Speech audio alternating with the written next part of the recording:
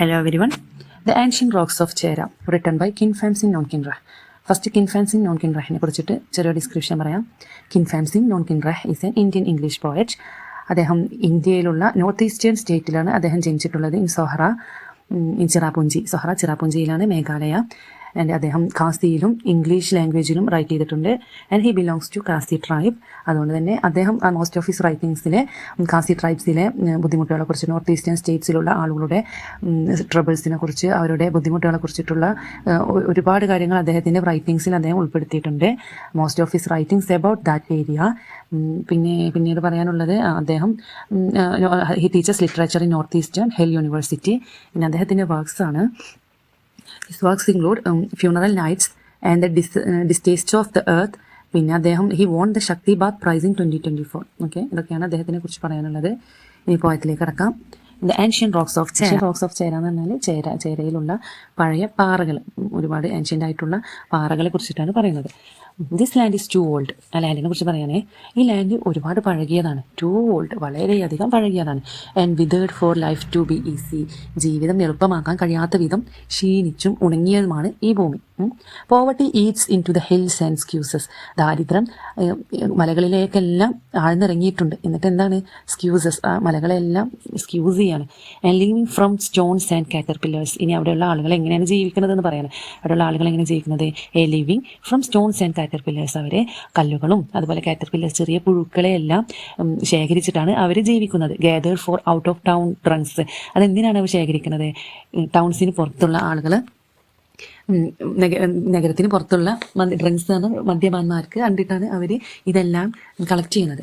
Each market, ഓരോ market ദിവസവും, അപ്പോൾ ഇതിന് സ്റ്റാൻസിൽ നിന്ന് മനസ്സിലാക്കാം, ഓരോ മാർക്കറ്റ് ദിവസവും അവിടെ നഗരത്തിന് പുറത്ത് ഒരുപാട് ഡ്രങ്കേഴ്സ് വരും. ഓക്കെ, അപ്പോൾ അവർക്ക് വേണ്ടിയിട്ട് ഇവർ കല്ലുകളും ചെറിയ പുഴുക്കളെ എല്ലാം ശേഖരിച്ച് അതിൽ നിന്നാണ് ഇവർ ഉപജീവിത മാർഗ്ഗങ്ങൾ കണ്ടെത്തുന്നത്. അപ്പോൾ തന്നെ മനസ്സിലാക്കാം എത്രത്തോളം അവിടെ പോവർട്ടി ഉണ്ട്. ഇതിൽ നിന്നെല്ലാം ഒരു ഉപജീവിത മാർഗ്ഗം അവർ കണ്ടെത്തിയാൽ എങ്ങനെ അവർക്ക് കഴിയാൻ പറ്റുക എന്നുള്ളത് നമുക്ക് അതിൽ നിന്ന് മനസ്സിലാക്കാം. ഓക്കെ, നെക്സ്റ്റ് സ്റ്റാൻസയിൽ പറയുന്നത് ആ ലാൻഡിനെ കുറിച്ചിട്ട് തന്നെയാണ്. Where the serpents death throes. ഇനി ആ ലാൻഡ് എങ്ങനെയാണെന്നാണ് പറയുന്നത്. Where the serpents death throes. ഈ പാമ്പ് മരിക്കുമ്പോൾ അനുഭവിക്കുന്ന വലിവുകൾ പോലെ, അതായത് പാമ്പ് മരിക്കുമ്പോൾ ഒരുതരം വലിവുണ്ടാവും, അത്രയും ഡ്രൈ ആണ് ആ ഏരിയ എന്നാണ് പറയുന്നത്. Cut day bones into the land. Next land എങ്ങനെയാണ്? ഭൂമിയിൽ ലാൻഡിൽ ഡീപ്പായിട്ടുള്ള വൂൺസ്, മുറിവുകൾ ഉണ്ടാക്കുന്ന പോലെയുള്ളൊരു സ്ഥലമാണ്. അപ്പോൾ അതൊരു ഭൂമിയിലൊരു കട്ട്, ഡീപ്പായിട്ടുള്ളൊരു കട്ടുള്ള, മനസ്സിലായോ? ഡീപ്പ് കട്ട് വൂൺസ് ഉള്ള ഒരു ഏരിയയാണ്. Deep gorges like fiendish mouth. അതെന്താണ്? ഭീകരമായ വായകൾ പോലെ ആഴമുള്ള താഴ്വരകൾ കിടക്കുന്നു. വലിയ വായകളുള്ള എന്തിനാ പറയുന്നത്? ഒരു ജീവിനെ പോലെയാണ് ഈ താഴ്വരകളെല്ലാം കിടക്കുന്നത്. അതെന്തിനെ പ്രതീക്ഷിച്ച് കിടക്കുകയാണ്? യാണിങ് ഫോർ ഡെസ്പറേറ്റ് ആയിട്ടുള്ള വിക്ടിംസിനെ വിഴുങ്ങാൻ വേണ്ടിയിട്ട് തുറന്നു കിടക്കുന്നത് പോലെയുള്ള താഴ്വരകളാണ് അവിടെ ഉള്ളത്. Next, there is nothing remarkable here. ഇവിടെ ഒന്നും റിമാർക്കബിൾ ആയിട്ട് ഒന്നുമില്ല ഇവിടെ. Only this incredible barrenness. എന്താണ് അവിടെ ഉള്ളത്? വെറും ശൂന്യത മാത്രം, അല്ലേ? അതിശയിപ്പിക്കുന്ന തരത്തിലുള്ള ശൂന്യതകൾ മാത്രമാണ് അവിടെ ഒന്നും ഇൻക്രെഡിബിൾ ആയിട്ടുള്ള ഒന്നുമില്ല, ഒന്നും ശ്രദ്ധിക്കാൻ മാത്രമുള്ള ഒന്നുമില്ല. അത്രയും ഡ്രൈ ആയിട്ടുള്ള, അത്രയും വരണ്ട് ഉണങ്ങിയ ഒരു സ്ഥലമാണ് അവിടെ എന്നാണ് പറയുന്നത്. Men and trees have left their habitats. അവിടെ എന്താണ്? മനുഷ്യരും മരങ്ങളും അവരുടെ സ്വാഭാവികമായിട്ടുള്ള അവരുടെ ഹാബിറ്റ്സ് എല്ലാം വിട്ടിട്ട് അവിടുന്ന് പോയിരിക്കുകയാണ്. To a crude and lovely breed like brush. അതെന്താണ്? കാട്ടുപുല്ല് പോലുള്ള കഠിനവും താഴ്ന്നതുമായ ചെറിയ സസ്യങ്ങൾ മാത്രമാണ് അവിടെ ഇപ്പോൾ ശേഷിക്കുന്നത്. ഇതെന്താ തോന്നുന്നത് വെച്ചാൽ, ആ ഏരിയയിൽ ആളുകളൊന്നുമില്ല. ആളുകളെല്ലാം ഈ സ്ഥലം ഉപേക്ഷിച്ചിട്ട് അവരുടെ ഹാബിറ്റ്സും എല്ലാ സംഭവങ്ങളും അവിടെ ഉപേക്ഷിച്ചിട്ട് ഇപ്പോൾ അവിടെ എന്ത് മാത്രമേ ഉള്ളൂ? ചെറിയ പ്ലാന്റ്സും ബ്രഷസും മാത്രമേ ഉള്ളൂ അവിടെ ഉള്ളത്. But the sight of dark grey rocks like sages. പക്ഷേ എന്തുണ്ട്? അവിടുത്തെ റോക്സ് എന്തിൻ്റെ പോലെയാണ് അവിടെ നിൽക്കുന്നത്? സന്യാസിയോ സേജസിൻ്റെ പോലെ നിൽക്കുന്ന, എന്ത് കളറിലുള്ള? ഡാർക്ക് ഗ്രേ കളറുള്ള പാറകളുടെ കാഴ്ച. അവിടുത്തെ റോക്സിനെ കുറിച്ചിട്ടാണ് പറയുന്നത്. ഇതെല്ലാം വിട്ടു പോയിട്ടുണ്ടെങ്കിലും അവിടെ എന്തുണ്ട്? നല്ല ഡാർക്ക് ഗ്രേ കളറിലുള്ള റോക്സ് ഉണ്ട്. Spells home to me. അതെന്താണ്? അത് ഈ പോയറ്റിന് അത് ഒരു ഹോം എന്നുള്ള ഒരു വികാരം, ഒരു ഇമോഷനെ അദ്ദേഹത്തിന് നൽകുകയാണ്. എന്താ പറയുന്നതെന്ന് വെച്ചാൽ, ചിറാപുഞ്ചി എന്ന് പറഞ്ഞ ഏരിയയിലുള്ള അതിൻ്റെ ലാൻഡ്സ്കേപ്പിനെ കുറിച്ചിട്ടും അവിടെയുള്ള ആളുകളുടെ ജീവിതത്തിനെ കുറിച്ചിട്ടും, പിന്നെ അവിടുത്തെ ആളുകൾ എങ്ങനെയാണ് അവരുടെ ഉപജീവന മാർഗം കണ്ടെത്തിയിരുന്നത്, പിന്നെ ആ ഏരിയ എങ്ങനെയാണ് ഇപ്പോഴെങ്ങനെയാണ്, പക്ഷേ എങ്ങനെയൊക്കെയാണെങ്കിലും പോയറ്റ് എങ്ങനെയാണ് ഏരിയനെ കാണുന്നത് എന്നൊക്കെയാണ് ഇതിൽ പറയുന്നത്. ഫസ്റ്റ് സ്റ്റാൻസയിൽ എന്ത് പറഞ്ഞു? ആ ഏരിയയിലുള്ള അത്രയും പഴക്കമേറിയ ഒരു ഏരിയയാണ് അത്. അത് അങ്ങനത്തെ ഒരു ആ ലാൻഡാണ്. എത്രയും പഴയതും കഠിനമായതുമായിട്ടുള്ള ഒരു ലാൻഡാണ് അത്. പിന്നെ അതുപോലെ തന്നെ അവിടെയുള്ള ജീവിതം, അവരുടെ ലൈഫൊന്നും അത്ര ഈസി അല്ല എന്നാണ് പറയുന്നത്. പിന്നെ അതുപോലെ പിന്നെന്താണ് പിന്നെ നെക്സ്റ്റ് സ്റ്റാൻസയിൽ പറയുന്നത് ഒരു പോവർട്ടിനെ കുറിച്ചിട്ടാണ്. അവിടുത്തെ ആളുകളുടെ പോവർട്ടിനെ കുറിച്ചിട്ട്, അവിടെ അവർ പോവർട്ടി എങ്ങനെയാണ് മലകളിലേക്ക് വരെ പോവർട്ടി എത്തി അല്ലേ. പിന്നെ അത് സ്ക്യൂസ് ചെയ്തു, അവിടുത്തെ മലകളെ പോലും സ്ക്യൂസ് ചെയ്യാൻ മാത്രം അത്രയും കഠിനമായിട്ട് പോവർട്ടിയാണ് അവിടെ.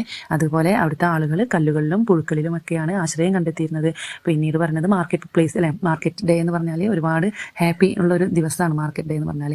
അങ്ങനെ അത്രയും സന്തോഷം, സാധാരണമായിട്ട് സന്തോഷത്തിൻ്റെയും പിന്നെ സമൃദ്ധി ഒക്കെ ഉള്ളൊരു ദിവസമാണെങ്കിൽ പോലും ഈ ഏരിയയിലുള്ള ആളുകൾക്ക് എങ്ങനെയാണ്, അവർക്ക് ആ ഡേ എന്ന് പറഞ്ഞാൽ അവരുടെ ജീവിതം നിലനിർത്താനുള്ള ഒരു കഠിനമായിട്ടുള്ളൊരു ശ്രമമായിട്ടാണ് ആ ഡേ. അവർക്ക് അതങ്ങനെയാണ്. ഒരു കൂട്ടർക്ക് എങ്ങനെയാണ് അത് ഹാപ്പി, വളരെ സന്തോഷകരമായിട്ടുള്ളൊരു ദിവസമാണെങ്കിൽ ഇവർക്ക് അവരുടെ ജീവിതം ഒന്ന് നിലനിർത്താനുള്ളൊരു ദിവസം മാത്രമായിട്ടാണ് അത്. അത്രയും പോവർട്ടിയിലാണ് അവർ എന്നാണ് പറയുന്നത്. അത് അവരെങ്ങനെയാണ് അത് നിലനിർത്തുന്നത്, എങ്ങനെയാണ് അവർ ശ്രമിക്കുന്നത്, ഓരോ ദിവസവും കാറ്റർപില്ലേഴ്സിനും പിന്നെ റോക്സും ചെറിയ സ്റ്റോൺസൊക്കെ കളക്ട് ചെയ്തിട്ടാണ് അവരതിന് അവരെ ലാൻഡിൽ അത് മാത്രമേ ഉള്ളൂ, അവർക്ക് വേറെ ഒന്നും അവിടെ ഇല്ല എന്നാണ് പറയുന്നത്. ഒരു സെർപ്പന്റിനെ കുറിച്ചിട്ട്, മാൻ ഈറ്റിംഗ് സെർപ്പന്റിനെ കുറിച്ചിട്ടാണ് പറയുന്നത്. അതൊരു ചെറുതായിട്ട് ഒരു ബ്രീഫ്ലി ഞാനൊന്ന് എക്സ്പ്ലെയിൻ ചെയ്തുതരാം. ഈ ഖാസി ട്രൈബിലുള്ള ഒരു ഫോൾ സ്റ്റോറിയാണ്. അവരുടെ ഒരു വിശ്വാസത്തിനെ കുറിച്ചിട്ടാണ്. ഒരുപാട് വർഷങ്ങൾക്ക് മുമ്പ് അവിടെ നടന്നിട്ടുള്ള അവരുടെ ഒരു വിശ്വാസത്തിനെ കുറിച്ചിട്ടാണ് ഇവിടെ പറയുന്നത്. അവിടെ ഒരുപാട് വർഷങ്ങൾക്ക് മുമ്പ് ഒരു മാൻ ഈറ്റിംഗ് സെർപ്പന്റ് ഉണ്ടായിരുന്നു. അതിന്റെ പേരാണ് യൂത്രെൻ. ഓക്കെ, യൂത്രെൻ എന്ന് പറഞ്ഞിട്ടുള്ള ഈ പാമ്പ് എന്ന് പറഞ്ഞ ചെറിയ പാമ്പല്ല, അത് രാക്ഷസനായിരുന്നു. അത് ഈ മേഘാലയയിലുള്ള ചിറാപൂഞ്ചിന്റെ അടുത്ത് ഒരു ഗുഹയിലായിരുന്നു അത് താമസിച്ചിരുന്നത്. ഓക്കെ, പിന്നെ അത് മനുഷ്യന്മാരുടെ രക്തത്തിന് വേണ്ടിയിട്ട് ദാഹിക്കുന്ന ഒരു രാക്ഷസനായിരുന്നു. അപ്പോൾ അതിൻ്റെ ഗുഹേൻ്റെ മുമ്പിലൂടെ പോകുന്ന എല്ലാവരെയും പിടിച്ച് ഭക്ഷിക്കുക, അതായിരുന്നു അതിൻ്റെ ലക്ഷ്യം. പക്ഷെ പിന്നീട് അവിടെയുള്ള മനുഷ്യന്മാരും ഈ രാക്ഷസനും തമ്മിൽ ഒരു നിബന്ധനയിലെത്തി. എന്താണെന്ന് വെച്ചാൽ അതിൻ്റെ ഗുഹയുടെ മുമ്പിലൂടെ പോകുന്ന ആളുകളിൽ 10ാമത്തെ ആളെ പിടിച്ച് കഴിക്കാം, അതിൻ്റെ പിടികൂടെ മാത്രമുള്ളൂ പറ്റുക എന്നുള്ളൊരു നിബന്ധനയിൽ അവരെത്തി. പിന്നെ ഈ രാക്ഷസനെ കൊണ്ട് ഇതിനെ കൊണ്ട് എല്ലാവരും പൊറുതി മുട്ടിയപ്പോൾ, ആർക്കാണെങ്കിലും നമ്മൾ ആളുകളെ പിടിച്ച് കഴിക്കുമ്പോൾ ബുദ്ധിമുട്ടാവും. അപ്പോൾ ഇതിനെ കൊണ്ട് പൊറുതി മുട്ടിയപ്പോൾ ഇതിനെ നശിപ്പിക്കാൻ വേണ്ടിയിട്ട് അവരുടെ പദ്ധതി ഇട്ടു. അതിനെ ആരെ ഏൽപ്പിച്ചത്? സുയിദിനോ എന്ന ഒരു ധീരനായിട്ട് ഒരാളെ അവർ ഇതിന് നേതൃത്വം നൽകി. അദ്ദേഹം എന്ത് ചെയ്തു? യൂത്ലെൻ എന്ന് പറഞ്ഞ ഈ സെർപ്പന്റ് ഒരു ഭയങ്കരമായിട്ടുള്ള ഒരു ഭക്ഷണ പ്രിയനാണെന്ന് ഇദ്ദേഹത്തിന് മനസ്സിലായി. സുയിദിനോ എന്ന് മനസ്സിലായി. അദ്ദേഹം എന്ത് ചെയ്തു? ഒരു ദിവസം വലിയൊരു ഇരുമ്പ് കഷ്ണം തീയിലിട്ട് പഴുപ്പിച്ചിട്ട് അദ്ദേഹം ഈ പാമ്പിൻ്റെ അടുത്തെത്തി. എന്നിട്ട് അദ്ദേഹത്തിന് മാംസം നൽകാനാണെന്ന വ്യാജേനെ ആ പാമ്പിനെ കൊണ്ട് വായ തുറപ്പിച്ചിട്ട് ഈ പഴുത്ത ഇരുമ്പുണ്ട അതിൻ്റെ വായിലേക്ക് തള്ളിക്കയറ്റി. അത് വേദന കൊണ്ട് പുളഞ്ഞ് ഈ രാക്ഷസൻ പാമ്പ് ചത്തുപോയി. ഓക്കെ, അതുകൊണ്ടാണ് ഈ സ്റ്റാൻസിൽ പറയുന്നത് അതിൻ്റെ ഈ സെർപ്പൻറ്റിൻ്റെ ഡെത്തിൻ്റെ പോലെ deep cut wounds in the land, അതുപോലത്തെ ഒരു ഡീപ്പ് കട്ട് വൂൺസ് ഉണ്ട് ഈ ലാൻഡിൽ എന്ന് പറയുന്നത്. ഇനി അവരുടെ കഥ ഇവിടെ തീർന്നിട്ടില്ല. എന്നിട്ട് എന്ത് ചെയ്തു? ഈ പാമ്പ് ചത്തതിന് ശേഷം സുയിദിനോ ഒരു വിരുന്നൊരുക്കി. വിരുന്നിൽ എന്താണ് അവരുടെ ലക്ഷ്യം? ഈ പാമ്പ് ചത്തുപോയല്ലോ, അതിൻ്റെ അവശിഷ്ടങ്ങളെ എല്ലാവരും ഭക്ഷിക്കുക. എല്ലാവരും അത് ഭക്ഷിച്ചു കഴിഞ്ഞാൽ പിന്നെ ഈ പാമ്പ് തിരിച്ചു വരില്ല എന്നാണ് അവരുടെ വിശ്വാസം. അങ്ങനെ എല്ലാവരും ആ വിരുന്നിന് കൂടിയിട്ട് പാമ്പിനെ മുഴുവൻ ഭക്ഷിച്ചു. പക്ഷേ അവിടെ എന്തുണ്ടായി? അവിടെ വിരുന്നിന് വന്ന ഒരു വൃദ്ധയായ ഒരു സ്ത്രീ, അതിൻ്റെ പേരമകന് ഈ വിരുന്നിന് വന്നിട്ടുണ്ടായിരുന്നില്ല. അതിൻ്റെ പേരമകന് വേണ്ടിയിട്ട് ഈ പാമ്പിൻ്റെ ഒരു കഷ്ണം എടുത്ത് പൊതിഞ്ഞു കൊണ്ടുപോയി എന്ന് മാത്രമല്ല, ഇവര് ഇതിൻ്റെ പേരമകന് ഇത് കൊടുക്കാൻ വേണ്ടിയിട്ട് മറക്കുകയും ചെയ്തു. പിന്നീട് ഈ മാംസ കഷ്ണത്തിൽ നിന്നും യൂത്ലിൻ വീണ്ടും അത് പുനർജനിച്ചു എന്നാണ് അവരുടെ വിശ്വാസം. ഈ കഥയുമായിട്ട് ബന്ധപ്പെട്ട് ഇപ്പോഴും മേഘാലയയിലുള്ള ഉൾനാടുകളിൽ ചില ഭയാനകമായിട്ടുള്ള കുറച്ച് വിശ്വാസങ്ങളുണ്ട്. എന്താണ്? ആ സർപ്പത്തെ പ്രീതിപ്പെടുത്തിയാൽ അവർക്ക് സമ്പത്ത് ലഭിക്കുന്ന ചില കുടുംബങ്ങൾ വിശ്വസിക്കുന്നുണ്ട്.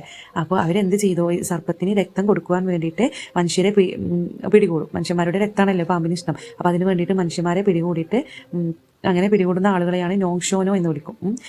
ഇതൊരു അന്ധവിശ്വാസമാണെങ്കിലും ഈ ഖാസി ട്രൈബ്സിൽ ഏറ്റവും പേടിപ്പെടുത്തുന്ന ഒരു അന്ധവിശ്വാസമാണ്. അപ്പോൾ അവിടെയുള്ള ആളുകൾക്ക് ഇപ്പോഴും ഒരു പേടിയാണ്. ഈ ട്രൈബ്സ് ചില കുടുംബക്കാർ, ഇതിലുള്ള ചില കുടുംബങ്ങളെ ഇങ്ങനെ ആളുകൾ ഈ പാമ്പിനെ പ്രീതിപ്പെടുത്താൻ വേണ്ടിയിട്ട് ചിലരെ കൊന്നിട്ട് അവരുടെ രക്തം ഇതിന് കൊടുക്കുന്നുണ്ട്. ഓക്കെ, അങ്ങനെയൊക്കെയാണ് ഈ യൂത്ത്ലൈൻ എന്ന് പറഞ്ഞ ഈ സ്റ്റോറി, അവരുടെ ഒരു ഫോൾക്ക് സ്റ്റോറിയാണിത്. അതാണ്. അപ്പോൾ ഈ സ്റ്റാൻസയിൽ പറയുന്നത് ഈ യൂത്ത്ലൈൻ എന്ന ഈ സെർപ്പൻറ്റ് മരിച്ചപ്പോൾ അവിടെ ഇങ്ങനെയല്ലേ വാ തുറന്ന് പിടിച്ചിട്ട് അല്ലേ അത് മരിച്ചത്. അതുപോലെയാണ് ഇപ്പോൾ ആ ലാൻഡ് എന്നാണ് പറയുന്നത്. നെക്സ്റ്റ് സ്റ്റാൻസയിൽ പറയുന്നത് ഈ ഭൂമിയിൽ ആ ലാൻഡിൽ റിമാർക്കബിൾ ആയിട്ടുള്ള ഒന്നുമില്ല, അവിടെ വെറും ശൂന്യത മാത്രമാണ് എന്നാണ് പറയുന്നത്. നെക്സ്റ്റ് സ്റ്റാൻസ 5 പോയറ്റിന് ആ ലാൻഡിനോടുള്ള ഒരു ഇഷ്ടത്തിനെ കുറിച്ചിട്ടാണ് പറയുന്നത്. എല്ലാവരും ലാൻഡ് വിട്ട് പോയെങ്കിൽ പോലും എല്ലാവരും ആ ലാൻഡ് വിട്ട് പോയി, അവിടെ വെറും നിൽക്കുന്നത് കുറച്ച് കാട്ടുപുല്ലുകൾ മാത്രം, അതും പിന്നെ ചെറുതും ഒരു ഇമ്പോർട്ടൻസും ഇല്ലാത്ത ചെറിയ പ്ലാന്റ്സ് മാത്രമേ ഉള്ളൂ എങ്കിലും സേജസിനെ പോലെ കാണുന്ന ഇരുണ്ട ലൈക്ക് ഡാർക്ക് ഗ്രേ റോക്സ് അവിടെ ഉണ്ട്. ആ റോക്സ് പോയറ്റിന് വളരെയധികം ഒരു അർത്ഥം നൽകുന്നു. അദ്ദേഹത്തിന്റെ അവിടെയുള്ള എല്ലാ ബുദ്ധിമുട്ടുകളും വേദനകളും ഉണ്ടായിട്ടും അദ്ദേഹത്തിന് ഈ പാറകൾ വീട് അദ്ദേഹത്തിന് ഒരു ഹോമിന്റെ പോലെ തോന്നിക്കുന്നു എന്നാണ്. ഈ പാറകൾ അദ്ദേഹത്തിന് ഒരു ഹോംലി ഫീലിംഗ് കൊടുക്കുന്നു എന്നാണ് പോയറ്റ് പറയുന്നത്. The main theme of this poem is poverty, hunger, historical stories and the bitterness of the land. പിന്നെ പറയുന്നത് പോയറ്റിന് എല്ലാ സംഭവങ്ങളും പ്രതികൂലമായിട്ടും പോയറ്റിന് അദ്ദേഹത്തിന്റെ നാടിനെ സ്നേഹത്തോടെ സ്വീകരിക്കാനുള്ള ഒരു മനോഭാവമാണ് ഈ പോയറ്റ് പറയുന്നത്.